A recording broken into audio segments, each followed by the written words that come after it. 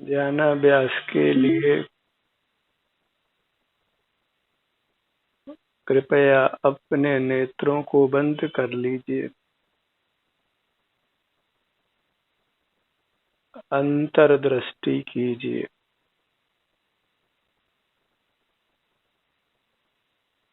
अपना मुख अपनी ओर कीजिए।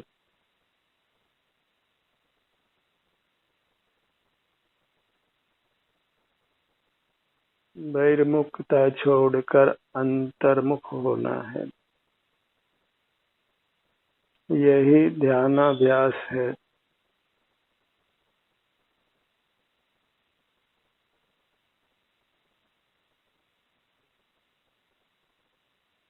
बहिर्मुखता में जीव बहिरात्मा होता है, बहुरूपिया होता है।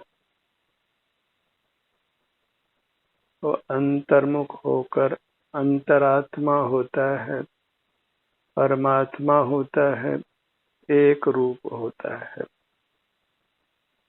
और एक रूप रहना ही अच्छा है। एक रूप रहने में शांति है और बहुरूपिया रहने में अशांति है।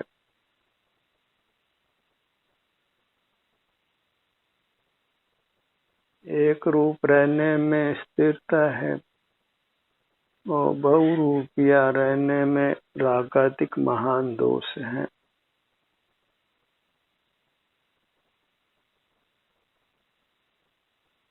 जब अंतर्मुख रहते हैं तो हम शांति के भोक्ता होते हैं, सुख के भोक्ता होते हैं, स्वास्थ्य के भोक्ता होते हैं और उसी की हमको वास्तव में आकांक्षा है। वही वास्तविक सुख है।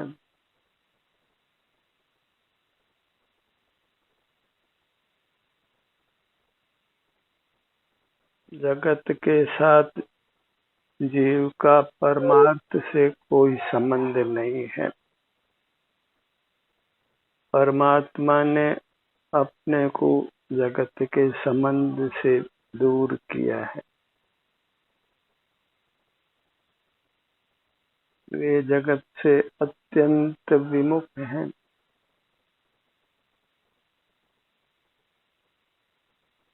केवल अपने आनंद को भोगते हैं और हमको भी केवल अपने आनंद को भोगते हुए रहना है, जो अपने मस्तक से पैरों तक है। इसके बाहर अपना आनंद कहीं नहीं है।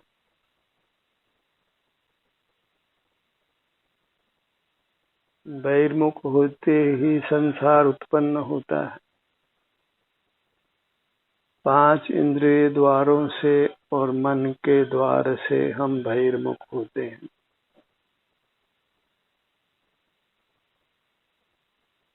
कुछ स्मरण करके भी हम बहिर्मुख होते हैं।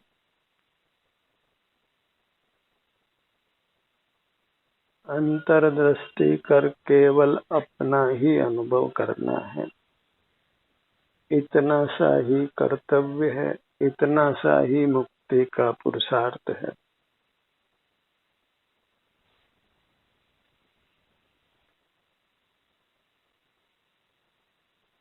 बहिर्मुख रहकर हम कितना ही यत्न करते हैं,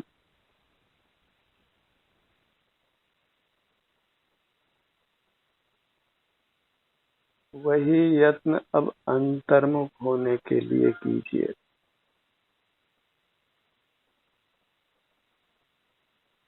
सुख प्राप्त करने के लिए प्रयत्न तो हम करते ही हैं, तो वह प्रयत्न अपने सन्मुख होने के लिए कीजिए। नेत्रों को बंद रखकर अपने सिर से पांव तक यही निवास करिए। अपना ही एहसास करते हुए रहिए।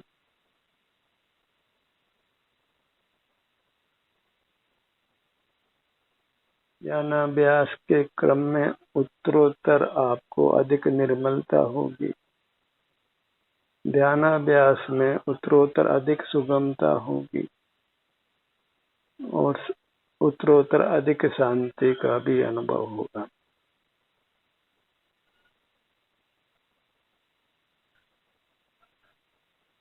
बहिर्मुख रहने से दुख उत्तरोत्तर बढ़ता है और अंतर्मुख होने से सुख उत्तरोत्तर बढ़ता है।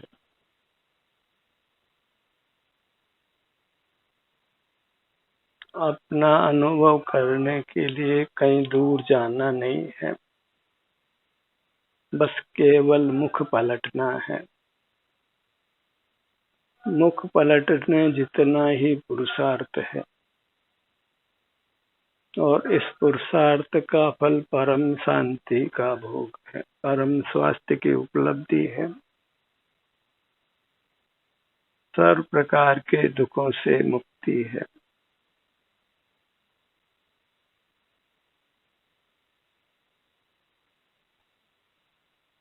एक मुख पलटने जितने पुरुषार्थ से आप सर्व दुखों से मुक्त होते हैं और सर्वोत्तम अविनाशी सुख को पाते हैं, तो ये काम कर लेने जैसा है।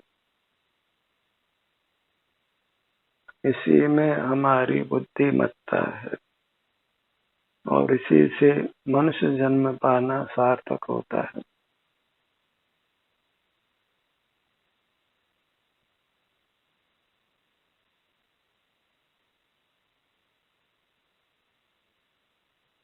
जगत में देखा जाए तो मोक्ष मार्ग से अधिक सुगम कार्य दूसरा कोई नहीं है। बस अभ्यास नहीं होने से ही यह सुगम मार्ग दुर्गम होता है। और जब हम अंतर्मुख रहते हैं तो हमको जिस शांति का अनुभव होता है उस शांति को पाने के लिए फिर सहज ही अंतर्मुखता होने लगती है। अंतर्मुख रहने की आदत बन जाती है, हमारा स्वभाव बन जाता है और इस प्रकार सहजता से जीव संसार दुखों से मुक्त होकर परिपूर्ण सुख को पा लेता है, परमात्मा हो जाता है। बस प्रारंभ में ही आपको विशेष यत्न करना है।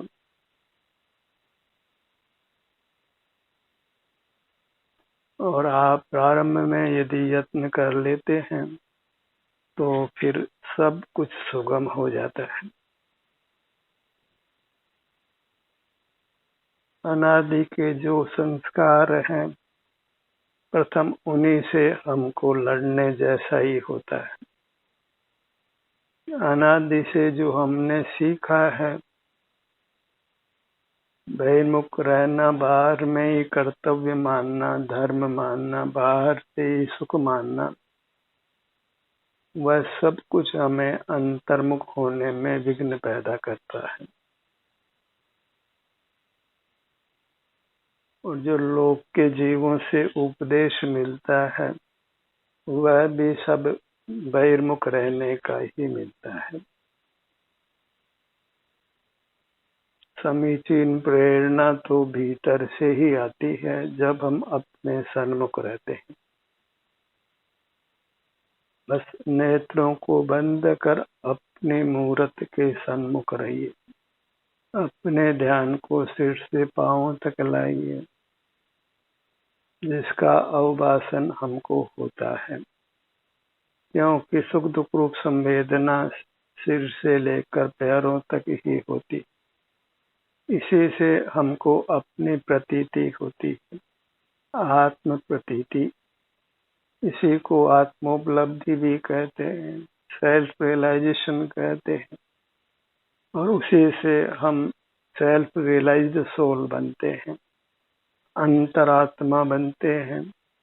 और जो कोई परमात्मा बनता है वह अंतरात्मा होकर ही बनता है, अंतर्मुखी होकर ही बनता है।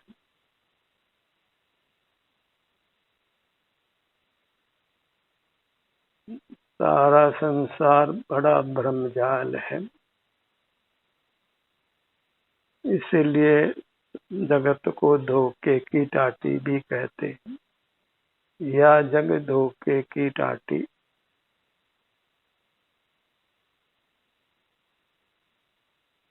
हम अपना ही विश्वास नहीं करते, बाहर के मोही प्राणियों के उपदेश का विश्वास कर लेते।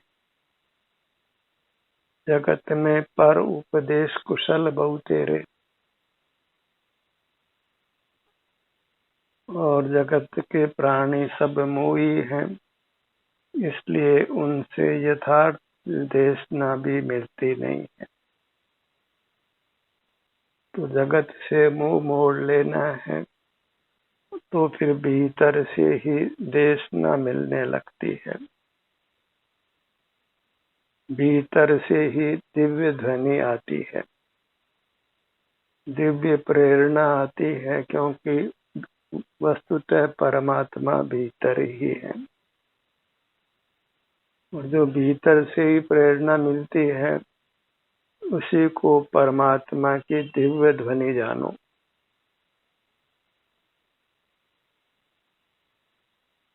उसी को पाकर जीव निहाल होता है।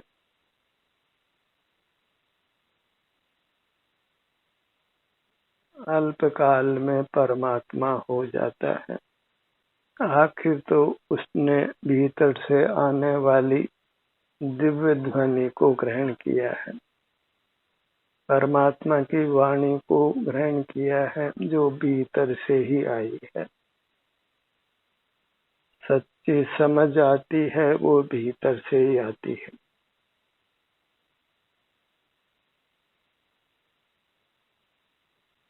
परमात्मा का निवास स्थान भीतर देखिए और वह स्वयं आप ही है। और अंतर में जाने पर, मन अंतर्मुख होने पर आप से ही आपको प्रेरणा मिलती है। आप ही गुरु होता है और आप ही शिष्य होता है, और वही स्थिति उत्तम है, और कोई स्थिति उत्तम नहीं है।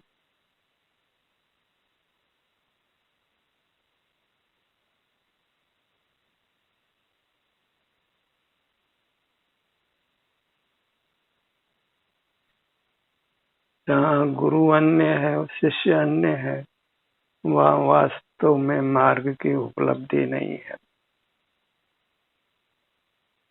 यथार्थ मार्ग अपने सन्मुख होने से ही मिलता है, और ये त्रैकालिक नियम है, इसका कोई अपवाद नहीं। जिसको भी मार्ग मिला है उनको भीतर जाने से ही मिला है, निसर्ग से ही मिला है, पर से नहीं मिला है।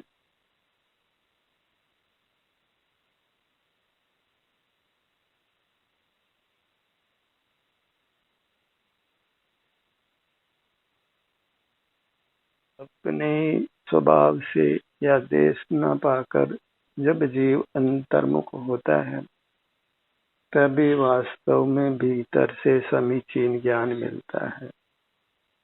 सारी महिमा अपनी अमूर्त काया की है, उसके सन्मुख रहने की है।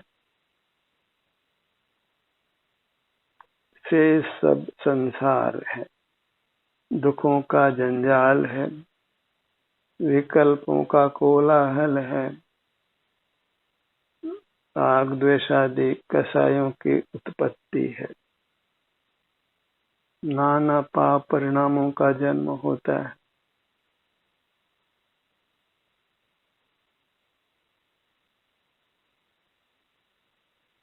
जितना लक्ष्मी और सरस्वती का अर्जन आज जीव करता है, लगता है उसी के फल में ये महामारी का उत्पात खड़ा हुआ है, क्योंकि सरस्वती और लक्ष्मी के अर्जन में जीव बहिर्मुख रहता है, तो फिर पाप का घड़ा भर जाता है।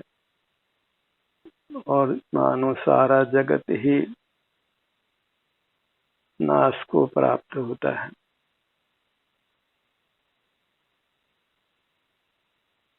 और इस भयावह परिस्थिति से बचने का उपाय एक ही है कि हम 99 के फेर में नहीं पड़े, धन के अर्जन रक्षण भोग में नहीं पड़े और ज्ञान अर्जन का लोभ भी छोड़कर अपने पास आ जाए।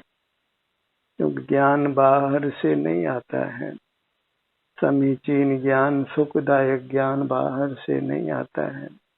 जब अपने सन्मुख होते हैं तो ये ज्ञान उत्पन्न होता है कि ये मैं हूँ, स्वयं सुख स्वभावी हूँ, परमात्मा स्वरूप हूँ और अपने सन्मुख रहने से ही मुझे शांति का अनुभव होता है। और इसी प्रकार मैं अपने सन्मुख रहकर पूर्ण शांति को, परमात्मा पद को पालूंगा, जन्म मरण से मुक्त हो जाऊंगा।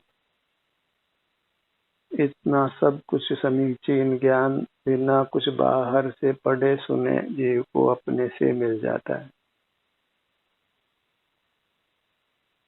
तो महिमा अपनी है, अपने अमूर्त काया की है और उसके सन्मुख रहने की है, अंतर्मुख रहने की है, अंतर्दृष्टि करने की है।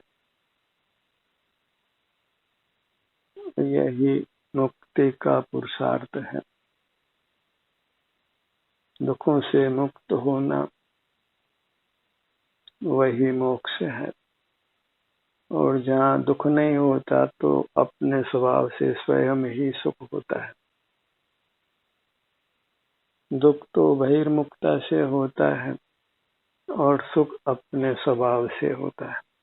सुख तो हमारा स्वरूप ही है, बहिर्मुखता ही हमारे सुख में विघ्न उत्पन्न करती है।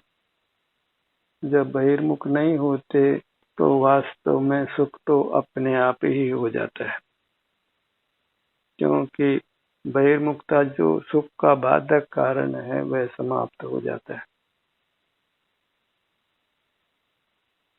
जब बहिर्मुख नहीं होते तो अंतर्मुखता स्वमेव हो जाती है। तो बाहर का जानना देखना छोड़ना है। जब जानना देखना छोड़ते हैं तो कर्तापना, भोक्तापना, स्वामीपना ये सब स्वमेव छूट जाता है। तो मूल जो काम करना है वह बाहर का जानना देखना छोड़ना है और हमको बाहर के जानने देखने का अतिशय राग है, उस राग को ही मिटाना है। बाहर का जाने देखे बिना जैसे जीवन ही नहीं है ऐसा हमको लगता है और नेत्रों को बंद कर रहने में जैसे मानो दम ही घुटने लगता है। ऐसी प्राथमिक अभ्यासी की स्थिति बनती है और हमें अपना अभ्यास जारी रखना है।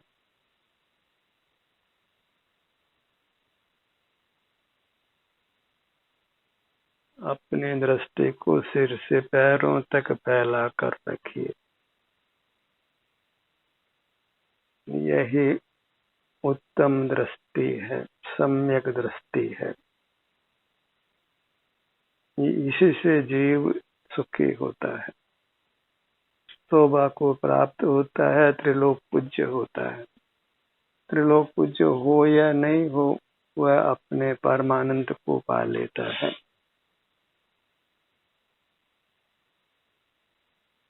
अपने मूर्त का अवभाषण तो हमको है ही, क्योंकि हमने सिर से पांव तक हर भाग में आराम या वेदना की स्थिति को भोगा है। कुछ कोई नूतन कार्य नहीं है।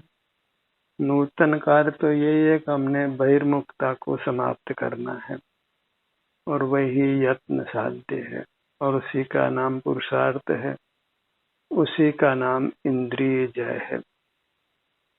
इंद्रिय संयम है और संयम के बिना आज तक कोई जीव परमात्मा नहीं बन सका है, सुखी नहीं हो सका है। बाहर के मूर्त पदार्थों को देखना जानना बंद करना, इतना सा मोक्ष मार्ग जानो। बाहर का देखना जानने को ही लोक में ज्ञाता दृष्टापना कहते हैं। तो उस ज्ञाता दृष्टापने को ही रोकना है।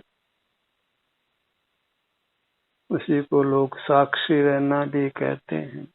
तो हमको जगत का साक्षी भी नहीं रहना। वह सब मोह का ही खेल है। मोह से ही जीव बहिर्मुख रहता है। सारे मोही जीव जगत के ज्ञाता दृष्टा हैं और उसी से उनका संसार है। हमें तो मात्र उसको छोड़ना है। तो स्वतः ही अंतर्दृष्टि बनकर शांति का भोग होता है। तो जगत में सरस्वती और लक्ष्मी की महिमा है, वही हमारे सुख को रोकती है। वही अपने स्वयं की महिमा में नहीं आने देती। धन की महिमा है कि जिस विद्या से धन प्राप्त होता है उस सरस्वती की महिमा है। और मोक्ष मार्ग में तो वास्तव में किसी सरस्वती की आवश्यकता ही नहीं है, क्योंकि आप सुख स्वरूप ही है। तो अपने से बस युक्त रहना है। कुछ पढ़ना लिखना नहीं है। कोई शब्दों का संख्या का काम ही नहीं। शब्दों का संख्या का काम सब मोह का काम है। सब मोह का ही खेल है। मोक्ष मार्ग में तो उस सब का निषेध ही वर्तता है।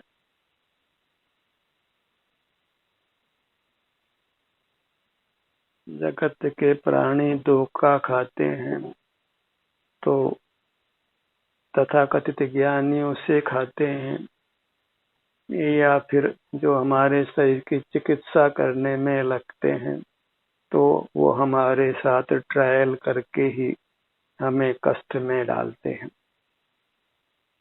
हमें सुख अपने से ही पाना है, अपने सन्मुख ही होकर पाना है।